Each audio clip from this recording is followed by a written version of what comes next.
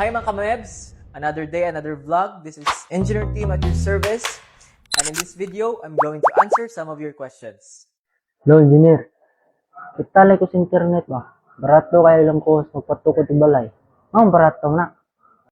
Oh, sakto. Daghan yun tang makita sa internet. Sama sa vlogs, reels, ads, nga murag barato, kayo tanawon.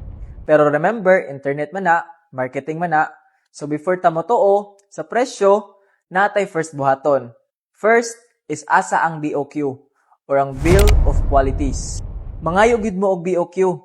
Kay didto makita ang exact scope of work, quantity sa materials, labor cost, specific items included.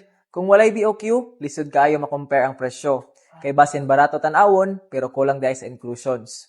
So kung makakita mo og barato nga presyo sa online, ayo dayon mo padala sa presyo. Ask for BOQ, check the inclusions, check the materials, check the quality. Kay sa balay, quality is an investment, dili expense. So unsa pay mong guhuwat? Tawag na sa MEBS Construction.